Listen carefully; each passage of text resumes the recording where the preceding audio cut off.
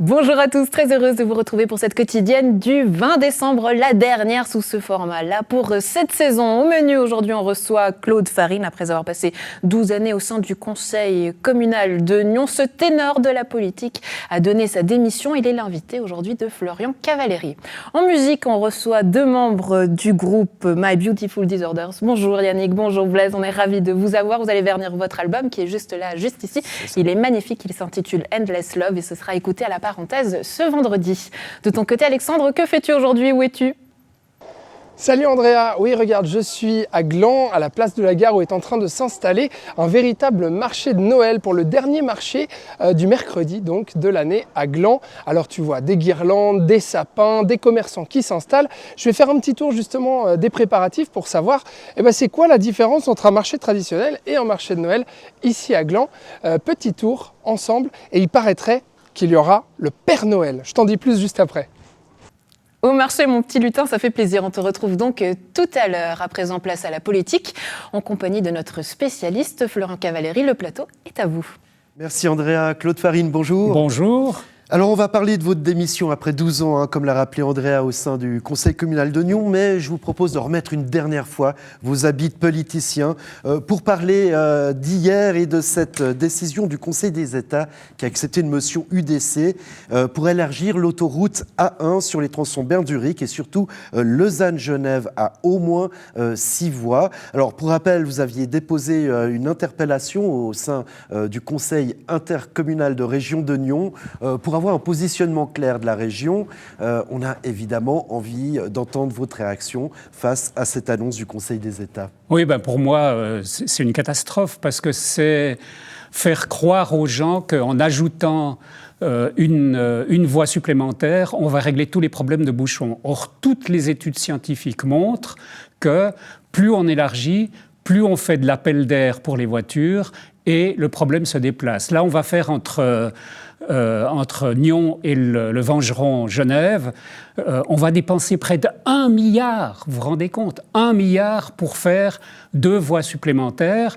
Où va se retrouver le bouchon? Il va se retrouver à Genève, bien sûr, il va se retrouver aussi à Nyons, et les gens, les impatients, qu'est-ce qu'ils feront? Ils sortiront de l'autoroute et ils descendront sur Nyons. Donc c'est Nyons qui va récolter les vagues de la création de cette troisième voie. En plus, c'est faire croire aux gens aussi que l'avenir, sans rien changer, permettra à la voiture de perdurer de cette manière. Or, à mon avis, il faut vraiment faire une réflexion de fond et essayer de voir comment on peut renforcer le report modal, soit du côté du vélo, pour les petites distances, soit à côté vers le train. Mais tout de même, dépenser autant d'argent, à votre sens, à votre avis, ça ne correspond pas aux besoins?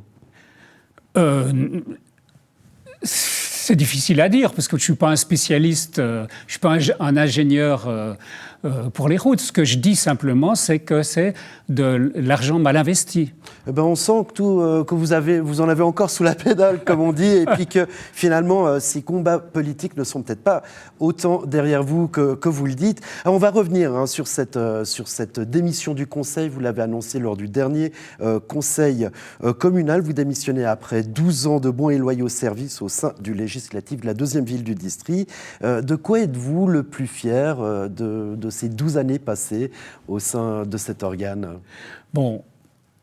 D'avoir fait avancer mon dada, qui est le développement du vélo, de la possibilité de faire de la mobilité active, pour inciter les gens à de temps en temps, ou quotidiennement s'ils le peuvent, utiliser leurs jambes pour se déplacer. Or, on sait que le vélo, c'est bon pour la santé, c'est bon pour l'exercice, ça ne prend pas beaucoup de place, et je trouve que là, on a fait une avancée notable. Je me souviens une des premières interpellations ou motions, je ne me souviens plus, que j'ai faites en 2013, qui réclamait un réseau cyclable urbain pour Nyon.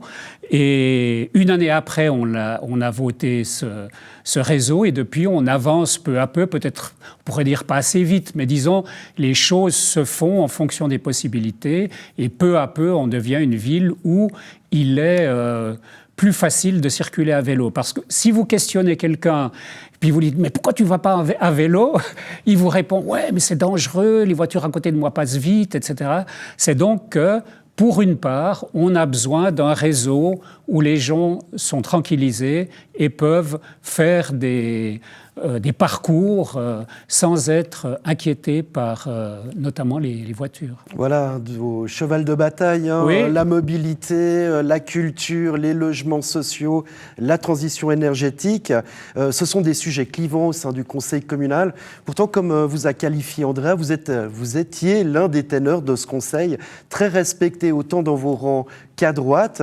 Vous dites la recherche du consensus, c'est important en politique. Hein. Il faut réussir à faire des majorités et pour ça, il faut respecter son adversaire. Oui, comme ça, quand je réponds à une de vos questions, j'ai l'impression d'être quelqu'un qui est carré, qui ne veut pas écouter les autres, etc. Mais en même temps, pendant ces 12 ans, j'ai toujours cherché à avoir, outre les gens qui sont à peu près de la même opinion que moi, le PS et les Verts, j'ai toujours cherché à tisser des relations avec les gens des autres partis pour sentir, pour débattre, etc.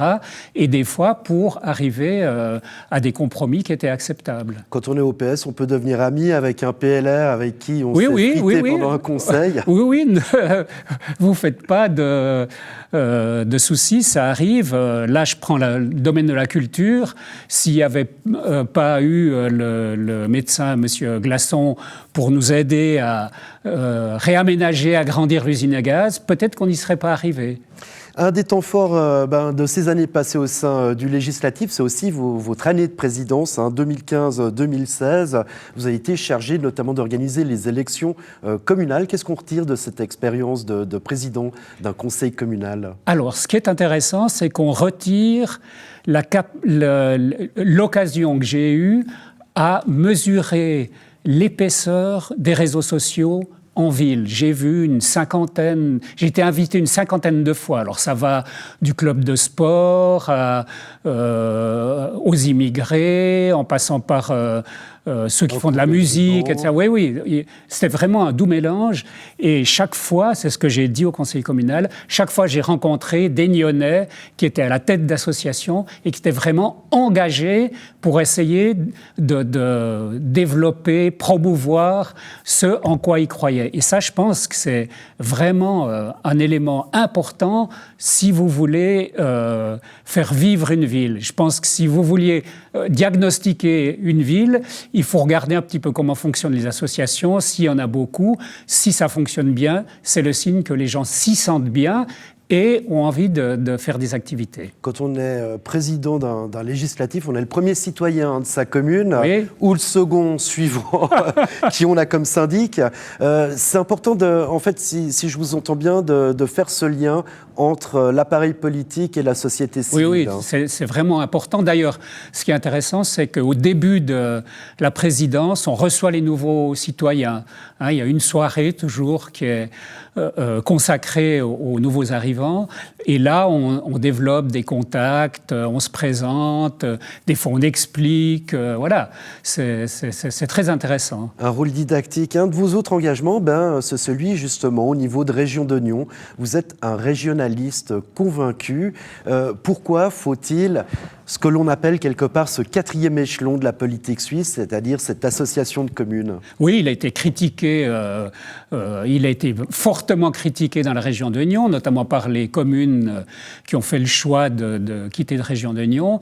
Moi, je pense que la période où on disait autonomie des communes, C'est clair que les communes gardent une certaine autonomie, mais elle est dépassée parce que les gens vont faire leurs courses ici, ont des amis là, font faire du sport encore dans une autre commune. Et finalement, il y a une espèce de mélange entre les communes et les gens qui vivent dans ces communes. Et que, à partir de là, on peut imaginer construire quelque chose qui dépasse les communes et qui peut être bon pour la région. Alors on le voit par exemple dans le domaine de la mobilité, puisque une des grosses décisions prises par la région, c'est en 2013 la création d'un fonds mobilité de presque plus de 13 millions. Et avec ça, qu'est-ce qu'on a fait ? On a développé la cadence des bus, on a fait des abribus dignes de ce nom, on a introduit la priorité dans les carrefours. Et le résultat, c'est quoi ? C'est qu'en 2012 et 2019, 64% d'augmentation des voyageurs. Ça veut dire qu'il y a une place pour le transport public. Ça veut dire que si vous organisez bien, les gens commencent à se poser des questions et disent bon ben là je peux utiliser le transport public. Et la boucle est bouclée puisque l'on avait commencé cette interview avec la mobilité, on y revient. Vous êtes d'ailleurs membre de l'ATE, vous représentez cette association au sein du Forum d'agglomération du Grand Genève. À vous entendre, on a l'impression que la politique n'est pas tout à fait derrière vous et que vous allez continuer à vous engager. Alors cet engagement sera-t-il au sein de ce genre d'association, au sein d'un militantisme de rue, par exemple récolte de signatures? Comment vous voyez la suite de l'évolution de la défense de vos idées?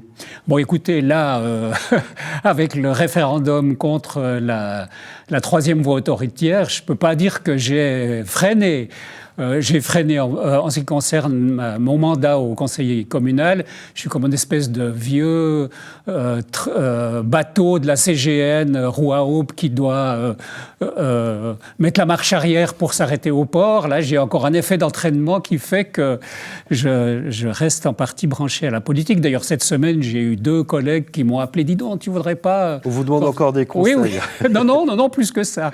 Plus que ça. Un voilà. positionnement, d'accord, de l'aide.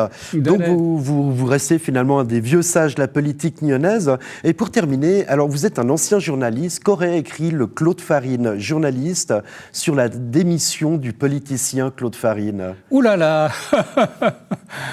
Vous voulez que je fasse mon autoportrait, c'est ça? Allez-y, mais en 30 secondes. Non, j'aurais dit j'aurais écrit ce que j'ai dit lors de mon intervention finale lundi dernier. J'aurais commencé par demander le texte de l'intervention, puis j'aurais brodé là autour en disant qu'effectivement, Claude Farine, politicien, avait, dans certains domaines, fait avancer le schmilblick, comme on dit. Voilà. Claude Farine, merci beaucoup d'avoir fait avancer le schmilblick. Et puis, je gage qu'on vous reverra bientôt, notamment en ce qui concerne la 3e voie de l'autoroute. Merci. Et oui, c'est vrai qu'on a du mal à croire que Claude Farine quitte le monde politique. À présent, retour aux périodes de fête avec toi, Alexandre. Toujours du côté du marché de Gland, comment ça se prépare ? Bonjour Stéphane Fener. Bonjour. Merci beaucoup de m'accueillir ici à Gland, qui va faire son 2e marché de Noël ce mercredi 20 décembre.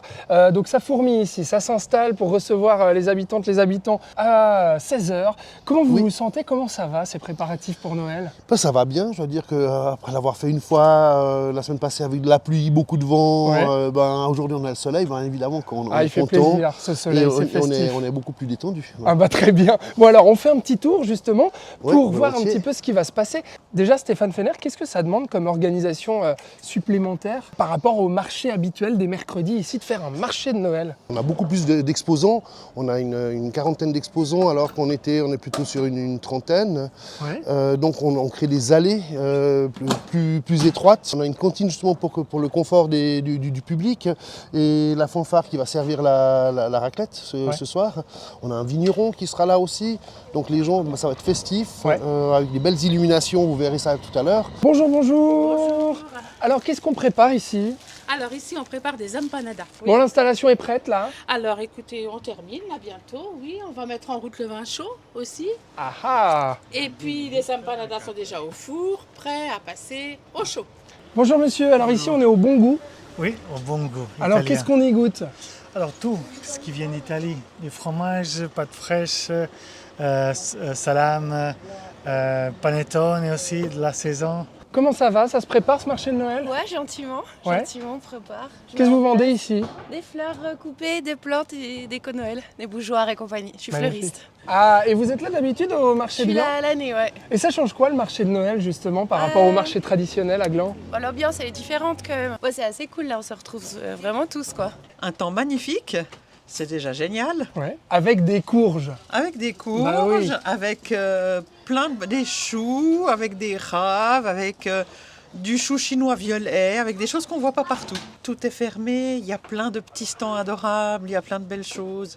Donc on est nombreux, c'est chouette. Donc Gland aussi a le droit à son marché de Noël. Bah, bien sûr, depuis quelques années maintenant, on essaie quand même de remercier aussi la population avec un marché de Noël, avec un moment festif, et puis on va profiter de ça. Bon, ça demande une logistique supplémentaire quoi pour vous. Oui, tout à fait. Ben justement, là, Et on ben a voilà, un stall qui là arrive. on vous voit justement. On a un stall qui arrive. Il faut on a faire un la stall, circulation. Et placer les stands parce que là on est presque, j'ai envie de dire, au centimètre. Mais ben, on remplit cette place de la gare avec ces 40 stands et, Ouais. et les habitués qui essaient de se mettre à leur place habituelle. Ben non, nous on fait la police. Hein. Ça crée le lien entre, je dirais, l'économie et la population. Ouais. On a eu une très très bonne fréquentation mercredi dernier. Je pense qu'avec cette météo, on aura encore plus de monde. Ça veut dire combien de personnes à peu près qui viennent ici là? Là, je pense qu'on doit être 1500 personnes, 2000 personnes qui viennent. Ouais. Ouais, donc il y a cet intérêt quand même à venir faire les fêtes et Oui. puis faire aussi les derniers petits cadeaux de Noël aussi. Ah, ça c'est clair, oui. Des jolis produits, aussi des produits de bouche aussi très, très sympathiques, de qualité. Alors ça oui, clairement, les petits cadeaux, ben, personnellement, je vais faire des emplettes ce soir. Ah bon, bah voilà, il y aura de la raclette, il y aura du vin chaud et puis il y aura même le Père Noël. Il y aura le Père Noël, bien sûr. On a aussi un concert de la fanfare de Gland. Donc non, c'est très animé. Ouais. Bon, et bah, qu'est-ce qu'on peut vous souhaiter alors pour ce dernier marché de l'année et puis marché festif de Noël ici à Gland? Eh ben, que les commerçants, les producteurs soient satisfaits, qu'ils soient contents d'être venus. Mais j'en suis déjà convaincu. Bon, et ben joyeuses fêtes à vous Stéphane Fenner. Merci. Et belle fête de fin d'année. À vous et à vos téléspectateurs aussi. Oui, Alexandre, eh ben, ramène-moi un petit vin chaud, ça fera plaisir. Du vin chaud, on passe aux pistes de ski cette saison. Du côté du Jura-sur-Léman, le domaine skiable est ouvert sur le secteur du Balancier ce mercredi 20 décembre. L'entièreté des pistes sera ouverte dès ce week-end. Du côté de Saint-Cergue, les pistes ouvriront après Noël si l'enneigement le permet. Les remontées mécaniques de Télédôle ouvriront donc, on l'espère, le 26 décembre. Place à la musique, à nos invités du jour. Yannick Blaise, bonjour, on est ravis de vous recevoir. Vous skiez? Vous êtes en adepte des pistes? Oui, ça dépend. Ouais. Hein, ça Yannick, m'arrive. un petit peu, Oui, avec ça arrive. avec les enfants, de temps en temps, ça m'arrive. C'est assez rare, mais ça arrive. D'accord, ski et raquette. Bon, on va parler aujourd'hui de votre nouvel album qui est juste ici, il est magnifique.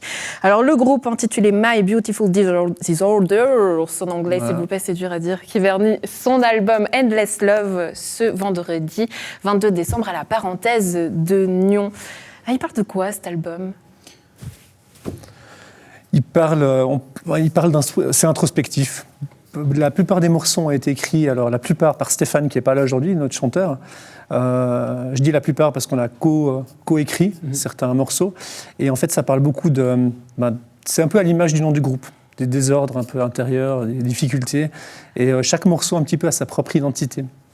Ça parle certains morceaux on n'écoutera pas un extrait forcément aujourd'hui, mais je pense à Until the End of Time, qui parle clairement un morceau qui parle de notre relation à nos enfants aussi, de comment on perçoit notre relation à nos enfants, ce qu'on a envie de leur apporter. Mais d'autres morceaux sont un peu plus sombres, parlent de nous aussi de dualité. On en parlera peut-être tout à l'heure, de ces dualités qui peuvent nous habiter par moments. Donc c'est quelque chose chaque morceau a sa propre identité, mais je crois qu'on a trouvé un lien commun entre les morceaux au niveau de la thématique. Un lien aussi entre vous, parce que vous êtes 6 membres, finalement chacun y a mis un peu de soi, c'est ça Blaise ? Oui, c'est ça. Déjà musicalement, on a tous des influences différentes qui se rejoignent. Donc de là, et on a commencé les titres principalement par la musique, à part certains titres où on a eu d'abord des textes, comme ceux que Yannick a amenés par exemple. Donc oui, on a ce lien finalement entre la musique et notre histoire aussi. Des titres qui ont aussi un petit peu évolué déjà même sur scène, puisque vous étiez au Chant du Gros, vous avez fait également les Hivernales. Donc finalement, vous avez déjà pu aussi tester un peu leur réception auprès du public.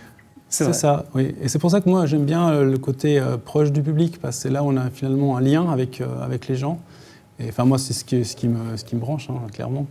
Et c'est ce genre de salles sont super parce qu'ils nous permettent justement d'échanger avec eux et que les gens les entendent. Mais c'est pas toujours facile de savoir finalement comment les gens ressentent finalement ce qu'ils entendent, ce qu'ils vivent dans le concert. Donc on se réjouit de la suite pour ça. Allez, on va faire un petit test justement avec un premier extrait sonore. À vous de voir ce que ça vous crée comme sensation à la maison. Avant le vernissage ce vendredi à la parenthèse, on écoute un extrait et on va le commenter ensemble. Waouh.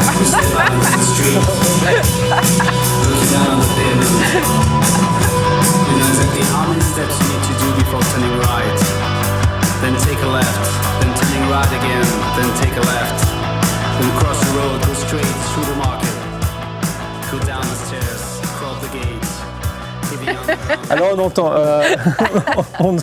le morceau Open Up Your Eyes que Stéphane a écrit et en fait c'est vraiment un morceau, l'énergie est venue de Blaise en fait, du départ de ce morceau, de la composition et Stéphane a amené un texte, a amené aussi une thématique vraiment sur Open Up Your Eyes, ouvre les yeux en fait en gros, et ça parle vraiment d'une espèce de routine, puis de sortir de cette routine pour un petit peu de percevoir la beauté en fait qui nous entoure, et puis de s'engager justement à être dans une dynamique plus positive quelque part, et de sortir de cette espèce de train-train qui est des fois d'où on voit la dualité exactement. Peut-être aussi parce que vous avez finalement, si on vous voit là sur cette photo, quelque chose de très sombre, vous cherchez l'introspection mais vous choisissez avec des rythmes aussi enflammés des années 80, c'est ça, le rock bien trash. C'est ça.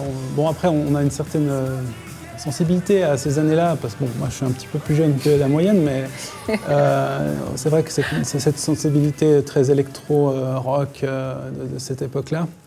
En tout cas, le positif de cette époque-là, il n'y a pas eu que du bon dans les années 80, enfin bref. Mais ouais, c'est un peu ça, ouais. Ouais. C'est un peu notre teenager du groupe. Vous l'avez dit que comment justement rock des années 80, du coup je suis curieuse. On l'a enchaîné et puis on l'a fait écouter en boucle des morceaux des années 80. C'est quoi les morceaux qu'il fallait pas rater? Oulala, bon. Ça peut être des Cure, ça peut être... Avec des Cure notamment, parce qu'on a un grand fan des Cure, c'est notre bassiste d'ailleurs, c'était Bruno. C'est des Dépêche Mode, des groupes dans cette veine-là. Et aussi beaucoup, moi j'aime beaucoup travailler avec des sons analogiques quand je fais des compositions. Donc aussi des tonalités, des instruments de cette époque-là, qui sont super, et aujourd'hui il y a des systèmes qui nous permettent d'avoir accès à cette panoplie de sons. Est-ce qu'il n'y a pas tout qui a déjà été un peu joué et fait? Non, oui et non, c'est-à-dire c'est ce qui est beau dans la musique et dans l'art, c'est que c'est sans fin. Je crois que on peut finalement, c'est tout l'art en fait, de ne pas retomber dans des schémas qui ont déjà été entendus. Ça nous est arrivé d'écrire un titre puis dire mince, ça ressemble trop à quelque chose qu'on a déjà entendu. Alors soit on le modifie, soit on passe à autre chose, puis c'est pas grave. Allez, on passe au morceau suivant, je vous propose, on écoute. Look at me,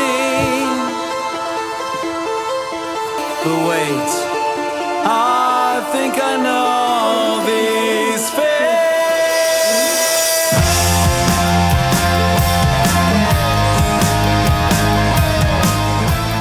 Tout le monde a pris un risque avec ce morceau, mais en fait on est aussi en phase de recherche, on se cherche aussi un son et l'idée c'était vraiment de pouvoir de s'autoriser un petit peu tout ce qui venait, on ne se met pas de frein et c'est sorti comme ça en fait, on n'a pas vraiment choisi. Il n'y a pas vraiment de calcul, c'est vrai. C'est vrai qu'il y a des idées Donc quelque chose de très viscéral, instinctif. Oui, c'est ça. Il y a de la une certaine spontanéité. Voilà, c'est ça. Même si ça nous a pris du temps, cet album nous a pris du temps, l'enregistrer, le concevoir. À l'époque Covid, on a commencé à ce moment-là, enfin, c'était un peu longuet. Et puis, c'est vrai que je pense qu'on arrive à garder cette spontanéité. En tout cas, j'espère. Le but, c'est que les gens ressentent ça aussi quand on va jouer nos morceaux. On a l'impression que c'est presque un accouchement au masculin. C'est joli, non? Oui, absolument. C'est un peu ça, ouais. Quand on a changé, parce qu'on s'appelait Profile avant, on a un peu modifié ce projet, on a eu une sorte de transition et j'avais à un moment donné sorti une sorte de texte où on était une chenille dans sa chrysalide qui s'était transformée en papillon. Donc on a ce renouveau qui se crée et c'est sans fin. Le papillon va aussi pondre ses œufs et peut-être que la suite, on verra ce que ça nous dit, mais Il y a une évolution qui est là et très jolie. Un mot sur la pochette. On en disait un mot tout à l'heure sur Bruno, le bassiste, qui l'a dessiné. Donc Bruno, effectivement, Tancredi, effectivement, qui a des talents indiscutables de dessinateur. Et il nous a proposé cette pochette, puis on a été vraiment sous le charme en fait, de ce dessin inspiré plutôt Art Nouveau. Et c'est vrai que ça a été assez immédiat. Et on a trouvé que le titre de l'album qui collait extrêmement bien également avec l'image, c'est vraiment... quand on a reçu les vinyles et qu'on a ouvert le carton, que je les ai sortis, c'était magnifique. C'était vraiment... Quelque part, effectivement, c'est un peu l'apogée de ce qu'on avait envie depuis longtemps, de sortir un 12 titres, parce qu'il y a quand même 12 titres, un double album. Et c'est vrai que le résultat, il est autant esthétique que même le contenu, la dynamique du morceau. On est vraiment très, très content et très, très fiers de proposer. Et puis bravo à Bruno, parce que c'est vrai qu'il nous a conquis avec cette pochette. Ça s'appelle Endless Love. Yannick Blaise, merci beaucoup d'avoir été avec nous. On salue évidemment tout le groupe My Beautiful Disorders à écouter et à entendre la parenthèse ce vendredi 22 décembre. Merci beaucoup. Très belle fête à vous. On se réjouit de vous entendre sur scène. À bientôt. Avec plaisir. Merci. À la maison, un plaisir d'avoir été en votre compagnie. C'était la dernière fois qu'on vous présentait la quotidienne sous ce format-là. On vous retrouve à partir du 8 janvier ici sur ce plateau avec un nouveau décor, des nouvelles émissions. On vous reçoit comme à la maison. On prend le temps de vous recevoir, de présenter et de parler de la région, de parler de vous avec toujours de l'actualité. On garde nos séquences en extérieur également où Alexandre et moi viendrons vous voir avec l'iPhone pour montrer cette région. Fais voir ta région, tout bientôt sur vos écrans à partir du 8 janvier. Et puis mardi, ce sera place à la politique, FC Politique. La politique, c'est aussi du sport. On reçoit des ténors sur ce plateau, on l'a vu, notamment Claude Farine avec des séquences portraits qui se préparent également ici. Un plaisir d'avoir été en votre compagnie toute cette saison. On se retrouve à partir de janvier. Très belle fête à tous.